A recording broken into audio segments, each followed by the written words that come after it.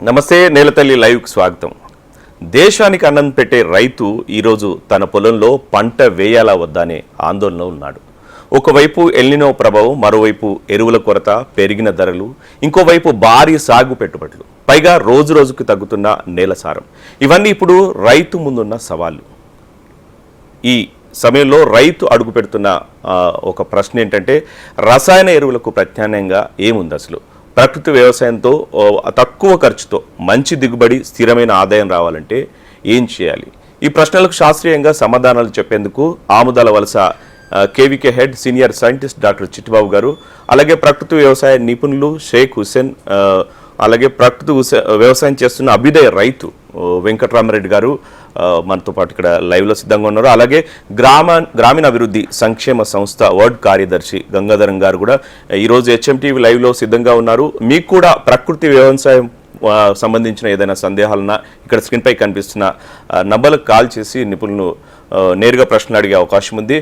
వీటితో పాటు దీనికంటే ముందుగా అసలు ఈ ప్రకృతి వ్యవసాయానికి గురించి మాట్లాడే ముందు ఎల్నినో ప్రభావం, వాటితో పాటు రైతులకు ఇప్పుడు ఎట్లాంటి పరిస్థితులు అన్న అంశం గురించి అటుపక్క రెండు తెలుగు రాష్ట్రాల రైతులు, అలాగే మంత్రి తుమ్మల గారు ఏమన్నారో ఒకసారి ఈ చిన్న వీడియో ద్వారా చూద్దాం. ఇప్పుడు నుంచే లిఫ్ట్ ఇరిగేషన్స్ కానీ బోర్వెల్స్ కానీ మీ పవర్ మీద వెళ్ళాడికి మీరు స్ట్రిక్ట్ గా you go by dry crops ఉంది. ఆ డ్రై క్రాప్స్ లో కూడా షార్ట్ వెరైటీస్ ఇప్పుడు నేను చెప్పినవన్నీ కూడా వెజిటేబుల్స్ లో ఏం చేస్తారు, మిల్లెట్స్ లో ఏం చేస్తారు, ఆయిల్ సీడ్స్ లో ఏం చేస్తారు, హార్టికల్చర్ లో ఏం చేస్తారు, అవన్నీ షార్ట్ వెరైటీస్ కే పవర్ కింద ఉన్నటువంటి వ్యవసాయాన్ని ప్రిఫర్ చేయాలి. Your restrictive paddy crop decision ముందే లేకపోతే వాడు పంట వేసుకున్న తర్వాత ఇవన్నీ సమస్యలు వస్తాయి. కాబట్టి ఏ జిల్లా, ఏ మండలం, అక్కడ ఏం పంటలు వేస్తే ఆ కొద్ది నీళ్ళతోటి ఆగస్ట్ లో కూడా వర్షం పడకపోతే ఏంటి, సెప్టెంబర్ లో కూడా పడకపోతే ఏంటి, అప్పుడు దాకా ఆ క్రాప్ ని ఎట్లా సస్టైన్ చేయాలి? సస్టైన్ చేయాలంటే గ్రౌండ్ వాటర్ లెవెల్స్ ఏ రోజుకి ఆ రోజు ముందు పబ్లిక్ లో పురుగు మందులు, ఎరువుల విషయంలో కూడా గతంలో రైతు భరోసా, రైతు సేవా కేంద్రాలు ఇచ్చేవారు సబ్సిడీ మీద. ఇప్పుడు బయట కొనుక్కోవడం వల్ల సబ్సిడీ లేదు. ఎరువుల మీద రేట్లు 250 నుంచి 700 వరకు కూడా రేట్లు పెంచినారు. ఈ రేట్లు పాత పద్ధతిలో రేట్లు కొనసాగించాలని చెప్తూ, అంతేకాకుండా అనావృష్టి అయినా అధికృష్టి కలిగిన ఎటువంటి రైతులకి అనమాట నష్టపరిహారం చెల్లించేటటువంటిది లేదు. రైతులు మరింత ఎక్కువ పెట్టుబడి పెట్టవలసిన వస్తుంది. ఆ రకంగా రైతుకి భారం పెరుగుతుంది. ఆ స్థాయిలో రైతు గిట్టుబాటు ధరలు లేవు కనుక మొత్తం మంది రైతులు ఈ విధానం ఒకప్పుడు 3% పంట గతంతో వ్యవసాయం అయ్యేది. ఈ రోజు యాంత్రీకరణ అని చెప్పేసి ముందు తీసుకొచ్చారు. ఒక పశువు కూడా పొలాల్లో లేవు, ఇళ్ళ దగ్గర లేవు. ముందుగా ఈ చర్చలో పాల్గొంటున్న అందరికీ నమస్తే. డాక్టర్ చిట్టిబాబు గారు సీనియర్ అగ్రి సైంటిస్ట్ మనతో పాటు ఉన్నారు.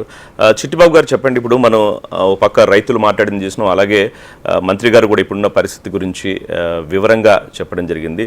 ఈ క్రమంలో అంటే ఈ ప్రభావంతో ఒకవేళ రైతులు ఎట్లాంటి, అంటే మనం ప్రకృతి వ్యవసాయం గురించి మాట్లాడే ముందుగా అసలు ఏ విధంగా ప్లాన్ చేసుకుంటే బాగుంటుందండి? అంటే అందరికీ నమస్కారం అండి, హెచ్ఎంటీ ప్రేక్షకులందరికీ కూడా నమస్కారము. అయితే ఈ రోజు మనం అందరం కూడా మాట్లాడుతున్నట్టుగా ఎల్నినో ప్రభావం అనేటువంటిది ఆల్రెడీ మొదలైపోయి 2 నెలలుగా మనం చూస్తూనే ఉన్నాం. జూన్ నెలలో చూసినట్లయితే సాధారణంగా పడాల్సిన వర్షం కంటే కూడా ఒక 40 నుంచి 45% వర్షం తక్కువగా పడింది అనేటువంటిది సూచనలు మనకు తెలియజేస్తున్నాయి. దీని వలన ఎక్కడైతే మనకి మొదటగానే పంటలు వేసుకోవాల్సినటువంటి రైతులందరూ కూడా చాలా వరకు ఇబ్బందులు పడుతున్నారు. ఎక్కడైతే మనకి నేరుగా వరి విత్తేటువంటి రైతులు కానీ, లేదా పత్తి వేసుకున్నటువంటి రైతులు కానీ, లేదా ఇతరత్ర మొక్కజొన్న కానీ ఇలాంటి పంటలు వేసుకున్నటువంటి రైతులందరూ కూడా నీరు లేక వర్షాభావ పరిస్థితులు ఏర్పడి కొంతవరకు ఇబ్బంది అయినటువంటి పరిస్థితి చూస్తున్నాం. అలాగే మన honourable minister of agriculture Telangana వారు కూడా మాట్లాడున్నారు. దీని ప్రకారం కూడా చూసినప్పుడు ఏంటంటే సంసిద్ధత అనేటువంటిది రైతులకి మనం ఖచ్చితంగా ఇవ్వాల్సినటువంటి అవసరం ఉంది. అంటే ఏ నేలల్లో ఎంత వాటర్ ఫెసిలిటీని బట్టి ఎలాంటి పంటలు వేసుకోవచ్చు అనేటువంటిది ఒక ప్రణాళికలు మా ఆచార్య ఎన్జీ రంగా విశ్వవిద్యాలయం ద్వారా కూడా మా హానరబుల్ వైస్ ఛాన్సలర్ గారు మా అందరితోని సంసిద్ధం చేసి ఉన్నారు. వాటిని కూడా మేము రైతుల చెంత తీసుకువెళ్తున్నాము. ఎక్కడ కుదిరినట్లయితే అక్కడ మీటింగ్స్ ద్వారా కానీ లేకపోతే అవేర్నెస్ ప్రోగ్రామ్స్ పెట్టి కూడా మనం చేస్తూ ఉన్నాము. వీటిల్లో ముఖ్యంగా చూసినప్పుడు ఏంటంటే రైతులు వాస్తవ పరిస్థితులని కొంతవరకు అర్థం చేసుకుని, అంటే ప్రస్తుతం ఉన్నటువంటి పరిస్థితుల్లో మనకి చాలా వరకు వర్షాలు తక్కువగా ఉన్నాయి. అలాగే ఒక పక్క చూసినట్లయితే ఎరువుల కొరత కూడా ఏర్పడేటువంటి పరిస్థితి కనిపిస్తూ ఉంది. అలాగే సరైనటువంటి రీతిలో మనకి పంటలను పండించుకునేటువంటి విధానాలు కానీ చూస్తే అవి కూడా చాలా వరకు రిసోర్సెస్, వాటర్ రిసోర్సెస్ కానీ ఇతరత్ర రిసోర్సెస్ చాలా తక్కువగా ఉన్నటువంటి నేపథ్యంలో ఖచ్చితంగా ఆల్టర్నేటివ్ పంటలు అంటే వరి లాంటి ప్రధాన పంటలు మాత్రమే కాకుండా ఇతరత్ర పంటలకి కూడా వెళ్ళాల్సినటువంటి అవసరం ఉంటుంది. ఇందాక మన హానరబుల్ మినిస్టర్ గారు చెప్తూ కూడా అంటున్నారంటే ఒక వారం లేట్ అయితే ఏంటి పరిస్థితి, 2 వారాలు లేట్ అయితే ఏంటి పరిస్థితి అనేటువంటిది మనం కంటింజెన్సీ ప్లాన్ కింద చెప్తూ ఉంటాం. అంటే ప్రత్యామ్నాయ పంటల ప్రణాళిక అనేటువంటిది సిద్ధం చేసుకుని ఉన్నాం. ఇటు వ్యవసాయ శాఖ తరపు నుంచి కానీ, లేకపోతే వ్యవసాయ విస్తరణ అధికారుల తరపు నుంచి కానీ, లేకపోతే వ్యవసాయ విశ్వవిద్యాలయాల తరపు నుంచి కూడా అందరం కూడా శాస్త్రవేత్తలం కానీ రైతులు కూడా అందరినీ కూడా సంసిద్ధపరుస్తూ ఉన్నాము. ఈ నేపథ్యంలో మనము కొంతవరకు గమనించినట్లయితే వర్షాలు గనక ప్రారంభమయ్యి ఆగిపోయినట్లయితే ఎట్టి పరిస్థితులను కూడా వరి లాంటి ప్రధాన పంటలు ఆలస్యం చేసుకున్నటువంటి సందర్భం మనం చూస్తున్నాము. తప్పకుండా ఇలాంటి పరిస్థితుల్లోన వరి కంటే కూడా కొంతవరకు మెరుగైనటువంటి ఆరుతడి పంటలు లాంటివి వెళ్లాల్సినటువంటి అవసరం ఉంటుంది. అలాగే నేలలో ఉండేటువంటి పోషకాల లభ్యత అనేటువంటిది కూడా తగ్గిపోయేటువంటి ప్రమాదం ఉంది. కాబట్టి ఈ పోషకాలని తిరిగి నేలలోకి అందించేటువంటి పంటలు ఏమైనా ఉంటే వాటిని మనము ఎక్కువగా సాగు చేసుకోవడం ఉత్తమమైనటువంటిది నా ఉద్దేశం. సర్వసాధారణంగా చూసినట్లయితే ఈ లెగ్యూమ్ జాతి పంటలు అంటే పప్పు జాతి పంటలు ఎక్కువగా వేసుకునేటప్పుడు కానీ, లేదా కట్టి జనుము లాంటి ఒక నార పంటలు కానీ, లేకపోతే ఇతరత్ర పంటలు వేసుకున్నప్పుడు ఏంటంటే అవి నేలలోకి పోషకాలను అందించేటువంటి పంటలు ఇవన్నీ కూడా. ఇలాంటి పంటలను సాగు చేసుకోవడం ఏమవుతుందంటే నేలలో ఉండేటువంటి పోషకాలు ఆవిరి కాకుండా నేలలోకి తిరిగి పొందించడానికి, అలాగే పిల్లి పెసర కానీ, కట్టి జనుము మనకి జూట్ అంటాము, సన్హెంప్ అంటాము, ఈ కట్టి జన్మ కానీ ఇలాంటివి సాగు చేసుకున్నప్పుడు ఏంటంటే నేలంతా కూడా సమానంగా కప్పబడి ఉండడం, అంటే కొంతవరకు కప్పబడి ఉండడం వల్ల నేలలో ఉండేటువంటి తేమ ఆవిరైపోకుండా ఉండడానికి చాలా వరకు పనికొస్తుంది. అలాగే ఎక్కడైతే మనకి ఆలస్యంగా వర్షాలు కురుస్తున్నాయంటే జూన్ నెలాఖరు లోపు మనము సర్వసాధారణంగా ఇటు ఉత్తర కోస్తాలో కానీ, లేకపోతే కృష్ణా జిల్లా వరకు కూడా చూసినట్లయితే నేరుగా వరి విత్తేటువంటి విధానాన్ని పాటిస్తూ ఉన్నారు. ఇలాంటి చోట్ల రైతులు నేరుగా వరి విత్తుకున్నప్పటికీ కూడాను సరైనటువంటి నేలలో తేమ గనక లేకపోయినట్లయితే సుమారుగా మనకి ఏంటంటే ఒక 5-6 కంటిన్యూస్ గా ఒక 5-6 వర్షపు రోజులు అంటాం, అంటే రెయినీ డేస్ పడినప్పుడు మాత్రమే మనం విత్తనాలు చేయాల్సిన అవసరం ఉంది. ఇలాంటి ఈ కంటిన్యూస్ గా 5-6 రోజులు వర్షాలు పడినటువంటి పరిస్థితి మనకి ఈ రోజు వరకు కూడా లేదు. అడపాదడపా వర్షాలు పడుతున్నాయి కానీ అవి కూడా విస్తారంగా పడినటువంటి సందర్భాలు లేవు. అలాగని ఒక చోట పడడము ఇంకో చోట ఆగిపోవడం సందర్భాలు కూడా చూస్తున్నాం. సార్ ఒక కాలర్ తర్వాత మళ్ళీ ఇందులో కొద్దిగా మోహన్ గారు నిర్మల్ నుంచి. మోహన్ గారు చెప్పండి మీ డౌట్ ఏంటో. సార్ నేను రైతుని సార్, నేను సార్ ఎండలు బాగా కొడుతున్నాయి సార్. ఇదంతా రీజన్ మనం వ్యవసాయానికి వాడే మందుల వల్ల సార్. ఇదంతా కాలుష్యం.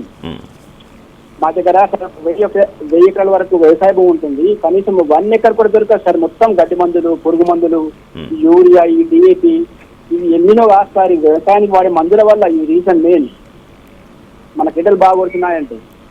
ఓకే చిట్టిబాబు గారు, ఇప్పుడు అంటే అక్కడ రైతు చెప్పినట్టు దాంతో పాటు ఏంటంటే మనం ఈరోజు అనుకున్నట్టు ఏదైతే ప్రకృతి వ్యవసాయం వైపు రైతులు వెళ్తే ఇప్పటికిప్పుడు అంటే ఎట్లాంటి పరిష్కారం ఉంటుంది? ఫర్ ఎగ్జాంపుల్ ఇప్పుడు ఏదైతే మనకు ఎరువుల కొరత ఎక్కువగా ఉంది, అట్లాగే రకరకాల సమస్యలు ఉన్నాయి ఇప్పుడున్న పరిస్థితులు, వాతావరణ పరిస్థితులు కానివ్వండి, వీటన్నిటినీ దాటి ఒకవేళ ప్రకృతి వ్యవసాయం వైపు రైతులు వెళ్తే కనుక ఎట్లా ఉంటుంది సార్? పరిస్థితులు ఎట్లా ఉంటాయి? ఒకేసారి మారితే అది సక్సెస్ అవుద్దా, లేకపోతే దానికి ఎట్లా? అయితే ప్రకృతి వ్యవసాయంలో చూసినట్లయితే చాలా వరకు వనరులు ప్రకృతి నుంచే సేకరించుకొని పంటలకి పోషకాల రూపంలో కానీ, క్రిమి సంహారక మందుల రూపంలో కానీ ప్రకృతి నుంచి తీసినటువంటి పదార్థాలని ఎక్కువ శాతం మనం కషాయాల రూపంలో అందిస్తున్నటువంటి మంచి వ్యవసాయం అని చెప్పవచ్చు.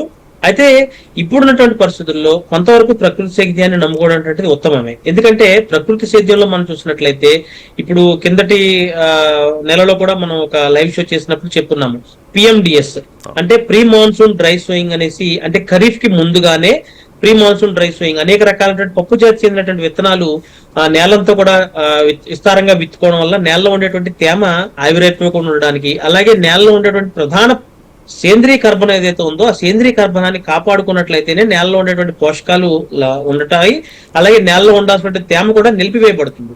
సో వీటిని కాపాడుకోవడానికి PMDS విధానం అనేటువంటిది తప్పనిసరిగా ప్రతి రైతు సోదరులు కూడా అది ఖరీఫ్ కాలంలో ఖరీఫ్ రాబోయేటువంటి ముందు అది ఏ సీజన్ అయినప్పుడు కూడా ఎల్నినో సీజన్ కానివ్వండి, నార్మల్ సీజన్ కానివ్వండి, దీన్ని పాటించడం వల్ల ఏంటంటే చాలా వరకు నీటి వనరులు తగ్గిపోకుండా ఉండడానికి మనకి, అలాగే సేంద్రీయ కర్బనం పెరగడానికి కూడా దోహదపడుతుంది. కాబట్టి దీన్ని తప్పనిసరిగా పాటించాల్సిన అవసరం ఉంటుంది.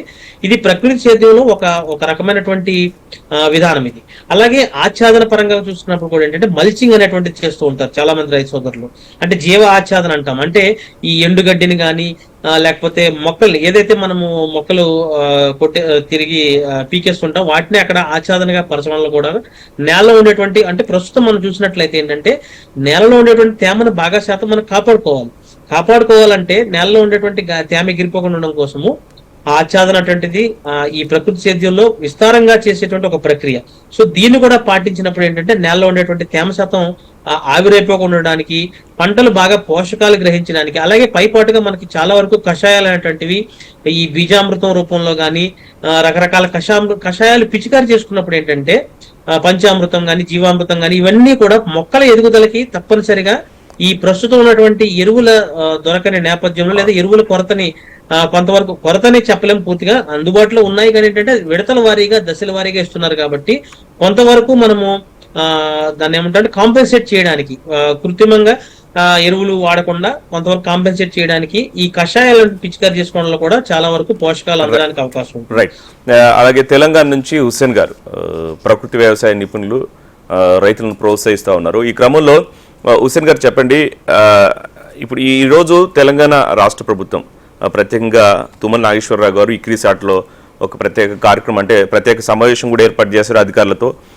ఎల్నినో ప్రభావంతో ఎట్లాంటి సమస్యలు ఎదుర్కొనే అవకాశం ఉంది, రానున్న రోజుల్లో ఎట్లాంటి సమస్యల నుంచి బయటకు రావాలన్న అంశం గురించి మాట్లాడడం జరిగింది. ఈ క్రమంలో అంటే మీరు ప్రకృతి వ్యవసాయానికి సంబంధించి ఎక్కువ ప్రచారం చేయడం కానీ లేకపోతే రైతులతో చేపించడం కానీ చేస్తూ ఉన్నారు. ఒకవేళ ఆల్ ఓవర్గా అంటే ఈ అవసరం తెలంగాణలో ఎంతవరకు ఉంది, ఎట్లాంటి మార్పు అవసరం తెలంగాణలో? నమస్కారం సార్. నమస్తే. అందరికీ నమస్తే సార్. ఇది ప్రకృతి వ్యవసాయం, రసాయన వ్యవసాయం, ఇవి రెండు కూడా మనం ఎట్లా చేస్తే బాగుంటది, మనకు ప్రకృతి వ్యవసాయానికి ఇది మనకు రసాయన వ్యవసాయంలో ఎలా ఉపయోగించుకోవచ్చు అనే దాని మీద ఇది పరిశోధనలు చేయాలి సార్.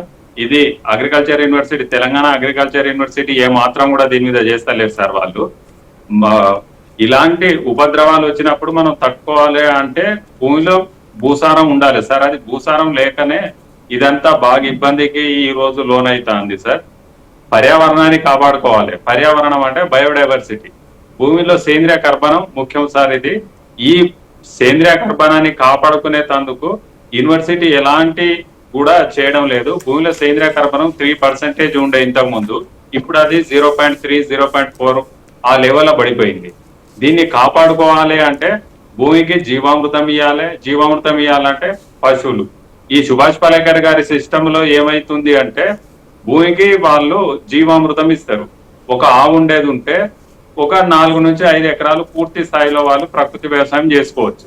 ఆ ఆవు పేడ, ఆవు మూత్రం తోని వాళ్ళు ద్రవ జీవామృతం చేసి ఒక వారం రోజులు దాన్ని పులియబెట్టడం వల్ల ఒక 100 పశువుల ఎగ్జాంపుల్, ఒక 100 పశువుల పేడ తీసుకుపోయి, పచ్చి పేడ తీసుకుపోయి వేస్తే ఎన్ని సూక్ష్మజీవులు ఉంటాయో దానికంటే ఇవి ఇంకా ఎక్కువ తయారవడమే వాళ్ళు కనిపెట్టింది. అది కాదు, ప్రాసెస్ కంటే ముఖ్యంగా తెలంగాణలో ప్రభుత్వం ఎట్లాంటి చర్యలు తీసుకుంటే బాగుంటుందని ఒక రైతుగా మీకున్న అనుభవం ప్రకారం ఎట్లాంటి మార్పులు అవసరం? అంటే భూమిని సారవంతం చేయాలి సార్. సారవంతం చేయాలి అంటే 25% అన్నా కనీసం ఎరువులను తగ్గించుకొని భూసారాన్ని పెంచేది ఉంటే మనకు ఇలాంటి ఉపద్రవాలు వచ్చినప్పుడు నీటి వినియోగం అనేది తగ్గుతుంది సార్. ఇది రైతులు ఇంతకుముందు ప్రకృతి వ్యవసాయంలో చేసి చూపించారు సార్. ఒక పత్తి, మొక్కజొన్న అలాంటి పంటలలో అవి తట్టుకున్నాయి సార్. అది ఇలాంటి ఏంటంటే నీళ్లు తక్కున్నప్పుడు అదైంది. ప్రాజెక్టు ఒకటి రూపొందించాలి. కేవలం ఇట్లనే కాదు, 4.5 సంవత్సరాల క్రితం ఐకార్ కూడా ఇది ప్రకృతి వ్యవసాయాన్ని అన్ని సుభాష్ పాలేకర్ గారి సిస్టమ్ ను అన్ని యూనివర్సిటీలలో, కేవీకేలలో చేయమని వాళ్ళు చెప్పారు సార్. ఇంతవరకు ఏది కూడా వీళ్ళు చేయలే. ఎందుకంటే ఎవిడెన్స్ నా దగ్గర ఉన్నాయి. మొన్న కూడా రీసెంట్ గా తెలంగాణ ప్రభుత్వం వాళ్ళు రైతు నేస్తం ప్రోగ్రామ్ లో అగ్రికల్చర్ యూనివర్సిటీ సైంటిస్ట్ వచ్చి జీవామృతం పైపాటుగా స్ప్రే చేయాలని చెప్పారు వాళ్ళు. నేను ఆ ఎపిసోడ్ చూసి మళ్ళీ పోయి నేను వాళ్ళకి చెప్పిన పైపాటుగా చేయడం కాదు, జీవామృతం అంటే భూమికి ఇవ్వాలి. భూమికి ఇస్తే అప్పుడు భూసారం పెరుగుతుంది, చెత్త చెదారాన్ని కుళ్ళ పెడుతుంది. రైతు అట్లా తెలియకపోయి స్ప్రే చేసే వరకు పూత ఉండేది ఉంటే పూత రాలిపోతుంది. ఇగో ఇలాంటి అదైతుంది. కాబట్టి రాష్ట్ర ప్రభుత్వం దీన్ని దృష్టిలో పెట్టుకొని ఈ సంవత్సరం దీన్ని ఎలినోను దృష్టిలో పెట్టుకొని వీళ్ళు ఏం చేయాలంటే ప్రతి గ్రామంలో ఒక 20 మందో 30 మందితోనో ఇలాంటి డెమో ప్రాజెక్టు చేయించేది ఉంటే అప్పుడు రైతులకు అది ఉపయోగపడుతుంది. భూమికి జీవామృతం ఇవ్వడం, నెల రోజులకు ఒకసారి ఎరువులు ఒక 25 to 30% తగ్గించుకోవడం, ఓ 30% నీళ్ళని తగ్గించుకోవడం, ఇవి చెయ్యొచ్చు. ఇంతకు ముందు రైతులు చాలా మంది చేసిండ్రు, అది మనకు ప్రూవ్ అయింది. కాబట్టి అలాంటి ప్రాజెక్టు రూపొందిస్తే బాగుంటది. దానికో 100-150 కోట్లు అయితే సరిపోతుంది. 1,50,000 మంది రైతులతో చేయొచ్చు సార్. రైట్. అలాగే ఖమ్మం నుంచి కుడుముల వెంకట్రామరెడ్డి గారు అంటే ప్రకృతి సిద్ధంగా పంటలు సాగు చేస్తూ ఉన్నారు. ఈ క్రమంలో ఇప్పుడున్న పరిస్థితుల్లో ఎరువులు కానీ లేకపోతే ఈ పురుగుల మందులకు సంబంధించి రేట్లు విపరీతంగా పెరిగిపోతున్నాయి. గతంతో పోలిస్తే ఇప్పుడు ఇంతకుముందు మనకు స్క్రీన్లో మాట్లాడినట్టు రైతులు ఎరువుల ధరలు విపరీతంగా పెరిగిపోతున్నాయి, పెట్టుబడి పెరుగుతుంది. ఇట్లాంటి క్రమంలో అంటే ప్రకృతి వ్యవసాయం వైపు వస్తే ఎట్లా ఉంటుంది సార్? రామరెడ్డి గారు, వెంకటరామరెడ్డి గారు. ఓకే సార్, ముందుగా హెచ్ఎంటీవీ వారికి, తర్వాత చర్చలో పాల్గొన్న నా తోటి రైతు మిత్రులకు నా నమస్కారాలు. ముఖ్యంగా అంటే రైతుకు కావాల్సింది ఫస్ట్ ఇత్తనం, ఎరువేమో ఈరోజు ఎల్లిన ప్రభావం ఒక పక్కన నెట్టుతుంటే గవర్నమెంట్ అక్కడ ఏదో యుద్ధం వచ్చింది, ఆ రాష్ట్రం ఆ దేశంలో యుద్ధం వచ్చిందని ఎరువులు తక్కువ చేశారు. ప్లస్ దాన్ని వంకబెట్టి రేట్లు విపరీతంగా పెంచేస్తారు. ఈ మధ్యకాలంలో మూలిగే నక్క మీద తాటిపండు పడ్డట్టుగా రైతు దినదినగండంగా చేద్దామా వద్దా అనే పరిస్థితిలో ఎల్నినో వచ్చినా రైతే దెబ్బతింటాడు, తుఫాను వచ్చినా రైతే దెబ్బతింటాడు. ఏమన్నా విదేశాల్లో ఎక్కడన్నా యుద్ధం జరిగితే మనం దిగుమతి చేసుకున్న ఎరువుల మీద రైతు మీద ప్రభావం చూపెడుతుంది. ప్లస్ దీనికి తోడు రేట్లు విపరీతంగా పెంచారు. అది ఒక ఎత్తు అయితే, ఇప్పుడున్న సిచ్యువేషన్లో నేను ఒక ప్రకృతి రైతుగా గత 8 సంవత్సరాల నుంచి నేను అనుభవించిన ఎక్స్పీరియన్స్ ఏంటంటే, మనం ఎరువుల మీద ఆధారపడిన అవసరంలా, ఇతర కంపెనీల మీద ఆధారపడిన అవసరంలా, ప్రకృతి పరంగా ఎస్పీకే అంటే సుభాష్ పాలేకర్ సిద్ధాంతం ప్రకారం దేశవాళీ ఇత్తనం కనుక రైతు తయారు చేసుకొని అదే ఇత్తనాన్ని భూమికి వాడుకోవచ్చు. ఎరువులు కొనకుండా జేబుల్లోంచి 5 పైసలు ఖర్చు పెట్టకుండా ఒక పశువుల వ్యర్థాలతోని పచ్చిరొట్ట పిఎండిఎస్ అని చెప్పారు ఇందాకల కెమికల్ సైంటిస్ట్. పిఎండిఎస్ వల్ల భూమిని మంచిగా ఆరోగ్యంగా తయారు చేసుకోవచ్చు. మనిషికి సేంద్రియ కర్బనం ఎంత, మన హిమోగ్లోబిన్ ఎంత ముఖ్యమో భూమికి కూడా సేంద్రియ కర్బనం అంత ముఖ్యం. దానికి తగ్గట్టు ఇందాకల మంత్రి గారు మాట్లాడుతుండు, వర్షం అంటే ఎల్నినో ప్రభావం వర్షాన్ని వారం తగ్గుతుందా నెలకు తగ్గుతుందా అని. వాళ్ళ మాగాట్లు ఉన్నాయండి మనకి, మన తెలంగాణ జిల్లాల్లో ఎక్కువగా ఖమ్మం, నల్గొండ, వరంగల్ మాగానే ఎక్కువ. మాగాని సర్ఫేస్ సమానంగా ఉంటేనే నీళ్లు సమానంగా అవుతాయి మళ్ళల్లో. మనం ఏదన్నా అందుట్లో పెసరు, మినుమో, నువ్వో ఏదో వేస్తాం, 6 దళ్ళు పంటలు అన్నాడు ఆయన. కంటిన్యూగా 3 రోజులు వర్షం పడితే ఒక్క మొక్క బతకదు. అందుకని అసలు రెస్ట్ ఇవ్వమని చెబితే బాగుంటది. రైతు ఒడ్డునుంటాడు సేఫ్ సైడ్ లో. ఆ రెస్ట్ ఇచ్చినప్పుడు ఈ పిఎండిఎస్ ను ఇంకేదో వేసుకుంటే భూమి సారవంతం అయింది, రైతుకి బడ్డెన్ తగ్గిద్ది. దశల వారీగా కొంత చేంజ్ అనేది కనిపిస్తా ఉంటుంది. క్రాప్ ఖరీఫ్ అయిపోయిన తర్వాత రబీకి పోయిన తర్వాత అందుట్లో ఏ పైరు వేసినా పండిద్ది. మంత్రి గారు అన్నారు అప్పుడు మనకు మందులు అవసరం లేదు, ఎందుకంటే ఈ రెస్ట్ ఇచ్చాం కదండి భూమికి, ఎలాంటి మందులు అవసరం లేదు, రైతుకు బడ్డెన్ పడదు.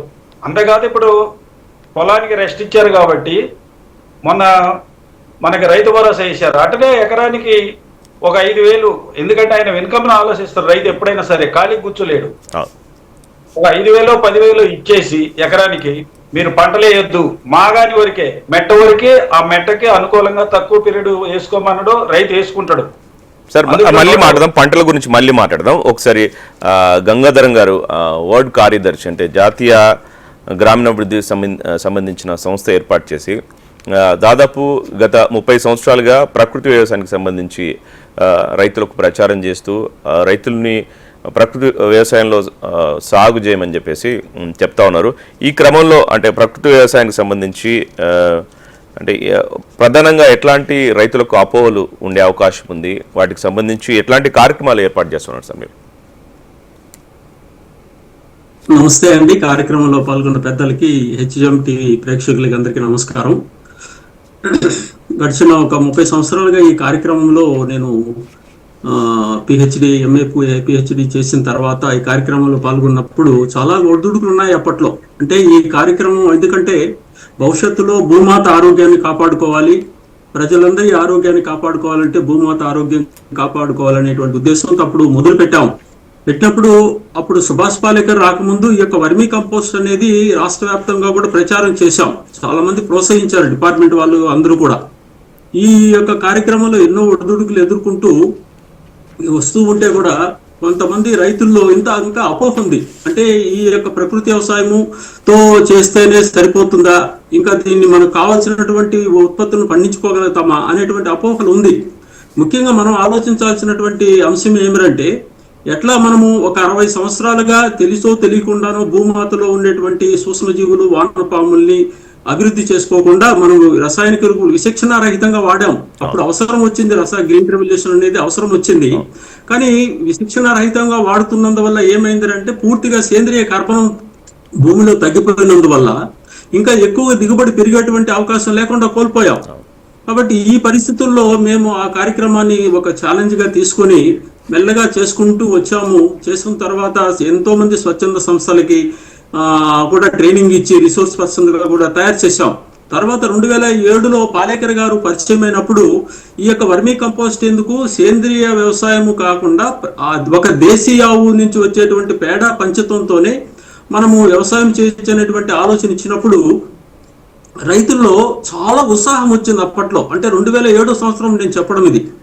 రైతులందరూ తిరుపతికి వచ్చినప్పుడు అప్పట్లో ఏంది ఒక ఆవుతోనే 30 ఎకరాల వ్యవసాయం అన్నప్పుడు చాలా చైతన్యం వచ్చింది అందరూ రైతుల్లో కూడా.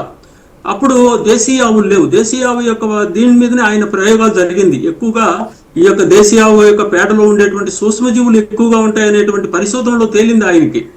అందువల్ల ఆ జీవామృతము, ఘనజీవామృతము, బీజామృతము ఇవన్నీ తయారు చేసి ప్రయోగాలు చేస్తూ ఉంటూ వచ్చినప్పుడు ప్రజల్లోకి వచ్చాడు ఆయన. రైతులకు చెప్పించాలనేటువంటి ఉద్దేశంతో వచ్చారు. చాలా చైతన్యం వచ్చింది అప్పట్లో. వచ్చిన తర్వాత మన ఆంధ్రప్రదేశ్ లో కూడా ఈ యొక్క కార్యక్రమాన్ని ఒక 25 కార్యక్రమాలు చేశారండి పాలేకర్ గారు అప్పట్లో. చేసిన తర్వాత ఇక రైతు సాధికార సంస్థ అనేది ఒకటి ఏర్పాటు జరిగింది అసలు సుభాష్ పాలేకర్ గారి యొక్క ప్రోత్సాహంతోనే. అప్పట్లో జరిగినప్పుడు ఎంతో మంది రైతులు అంటే మేము ఇంకా రసాయనిక ఎరువులు వాడకుండా ప్రత్యామ్నాయం ఏముంది అన్నప్పుడు ఆ సుభాష్ పాలేకర్ గారు చూపించినటువంటి ఒక దేశీయ ఉంటే చాలు వ్యవసాయం చేసుకోవచ్చు అనేటువంటి ఒక ఊరట కలిగించడం జరిగింది అప్పట్లో. దాన్ని మనము రైతుల్లో తీసుకుపోవడానికి చాలా కృషి చేసి నా ప్రయోగాలు, నా పొలంలో నేను ఈ ప్రయోగాలన్నీ చేసి దేశీయ యొక్క పేడ వేయడము, జెర్సీ పేడ వేయడము, దాంట్లో ఉన్నటువంటి డిఫరెన్సెస్ చూడము ప్రత్యక్షముగా దాన్ని ప్రజల్లోకి తీసుకుపోవడానికి కూడా చాలా కృషి జరిగింది అప్పట్లో. ఈ విధంగా చేసుకుంటూ వస్తున్నప్పుడు కూడా ఎంతో మంది ఈ రోజు ప్రకృతి వ్యవసాయం చేయాలనేటువంటి తపనలో ఉన్నారు రైతులందరూ కూడా.